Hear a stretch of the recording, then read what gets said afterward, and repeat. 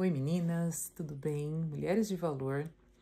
Hoje eu vim aqui para falar de um assunto um pouco polêmico, né? Uma questão importante, mas que nós precisamos discutir a respeito. Alguns dias atrás eu fiz um repost com uma pergunta importante. Uma pessoa cristã pode se relacionar com uma pessoa não cristã?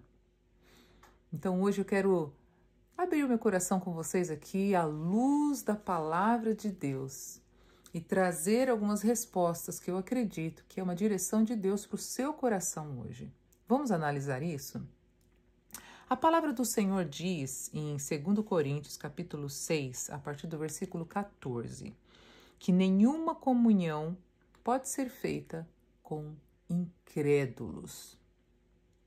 Não nos ponhais em julgo desigual com os incrédulos. Porquanto, que sociedade pode haver entre a justiça e a iniquidade? Ou que comunhão há entre luz e trevas? Que harmonia entre Cristo e o maligno? Ou uma união de crente com o incrédulo? Que ligação há entre o santuário de Deus e os ídolos? Porque nós somos santuários de Deus vivente. Como ele próprio disse, habitarei e andarei entre eles, serei o seu Deus, e eles serão o meu povo. Bem, queridas, aqui é uma palavra que se encontra em 2 Coríntios capítulo 6, dita pelo apóstolo Paulo, direcionado pelo Espírito Santo de Deus. A resposta é clara aqui, não é verdade? É muito claro, o apóstolo Paulo diz que não é possível uma pessoa que é crente no Senhor Jesus andar com uma pessoa que não é crente no Senhor Jesus, que é incrédula, né? Mas muitas vezes eu ouço algumas irmãs, né, dizer, principalmente irmãs, né?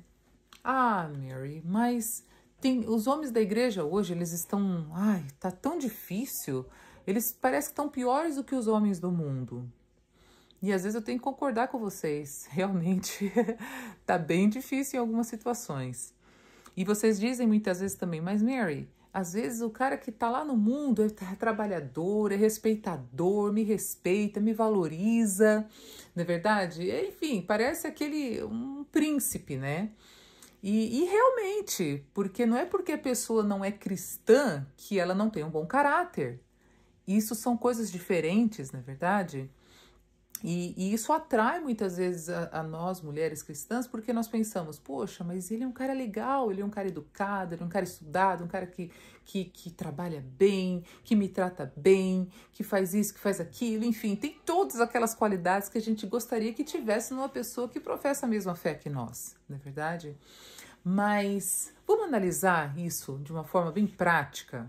Vamos ser bem sinceras, né? Eu acho que é muito importante nós, antes de tomarmos qualquer decisão na nossa vida, nós analisarmos a luz da palavra de Deus e refletirmos a palavra de Deus. Não adianta só eu ler a palavra, eu tenho que refletir o que a palavra diz.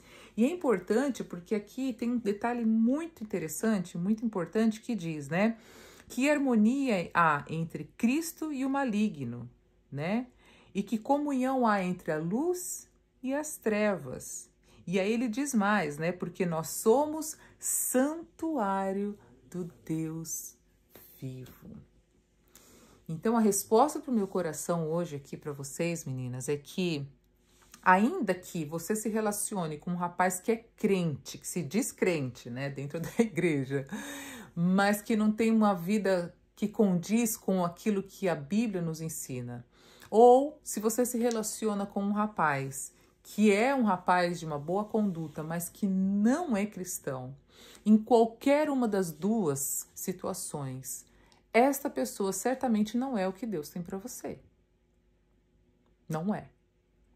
Porque se você é uma mulher que ama o Senhor, que tem uma vida consagrada no altar de Deus, que ama servir a Deus, que ama obedecer ao Senhor, nenhuma dessas duas figuras se encaixam com o que Deus tem para sua vida. Isso seria um julgo desigual, porque vocês não estão entrando num acordo.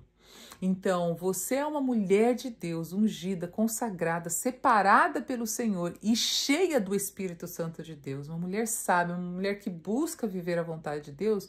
Como que você vai se casar com uma pessoa que não tem o discernimento do Espírito Santo de Deus? Imagina assim, vocês estão namorando e vocês precisam tomar algumas decisões. Você vai fazer o quê, minha irmã? Se você ama o Senhor de todo o coração, se você realmente tem uma vida no altar, você vai orar. Você vai buscar em Deus uma resposta. Você vai buscar em Deus que decisão tomar. E a pessoa que não é crente, ela vai o quê? Ela não vai orar. E ela vai tomar decisões baseadas no próprio entendimento dela, naquilo que ela acredita que é o melhor. E aí já começa um grande problema. Porque o casal deveria estar unido, buscando em Deus a solução para as decisões da vida de vocês como um casal. Agora imagina pior, imagina você casado, você casada, e essa pessoa não está buscando a Deus, não está orando, está em comunhão, você quer jejuar, a pessoa não sabe nem o que é isso, né? Vocês vão ter filhos, a pessoa vai querer ensinar princípios que não te agradam, que não são conforme a palavra de Deus. Então, vocês vão estar debaixo de um jugo, e um jugo desigual. Isso vai trazer, talvez eu conheço pessoas que são casadas com pessoas que não são cristãs e são nessa circunstância, uma pessoa boa, uma pessoa que é do bem, que trabalha, que trata bem a esposa e tudo mais. Mas aí, queridas, sabe qual é o grande problema nessa história? O grande problema mesmo é que você deixa de viver a plenitude de Deus para a sua vida. Você deixa de viver a plenitude, a magnitude de Deus no seu casamento.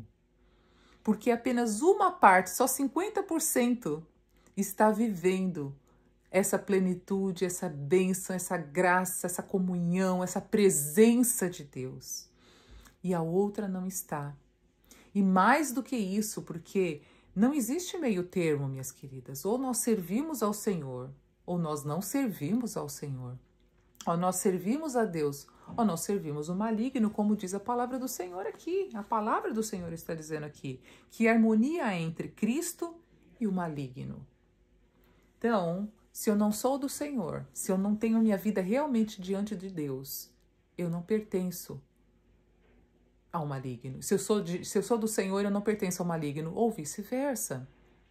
Então, esse é o grande perigo, esse é o grande problema, né? Você vai sempre ter que lidar com situações na sua vida onde a pessoa do outro lado nunca vai ter esse desejo, essa sede de buscar ao Senhor, de viver dentro da sua família as bênçãos de Deus para o seu lar, né? Então, de um lado tem bênção, mas do outro tem maldição. De um lado tem busca, mas do outro tem desejos de viver na carne. Então é impossível você viver a plenitude da vontade de Deus para a sua vida, as bênçãos de Deus para o seu lar de uma maneira abundante, se dois não concordarem. A palavra do Senhor diz em Amós, capítulo 3, versículo 3, porventura andarão dois juntos, se não estiverem de acordo? Impossível, não tem como duas pessoas que não têm a mesma visão, o mesmo pensamento, o mesmo acordo de alma, de espírito, caminharem juntas. E isso vale também para você que está namorando um rapaz que é cristão, mas que vocês divergem de muitas coisas. Por exemplo, talvez você vai ser um missionário, mas a sua namorada está deixando bem claro que ela não quer ser missionária. Talvez você tenha um chamado pastoral, mas está bem claro que essa sua namorada, ela não tem chamado para ser esposa de pastor. Então, são esses sinais que nós temos que observar nos nossos relacionamentos, enquanto você está namorando, para que você seja sincera com você mesmo, sincero com você mesmo. E veja que isso não vai levar você a caminhos de viver um relacionamento de plenitude com a graça de Deus. Isso também é jugo desigual, como a palavra diz. Poderiam dois andarem se não se concordam? Então, minhas queridas, de todo o meu coração, essa é a palavra de Deus para você. E eu termino dizendo de todo o meu coração, porque eu, Mary, muitas vezes eu fiz essa oração. E muitas vezes eu falava, Senhor, se não for para ser do Senhor, se não for alguém que realmente tem um coração em Ti, eu prefiro ficar sozinha.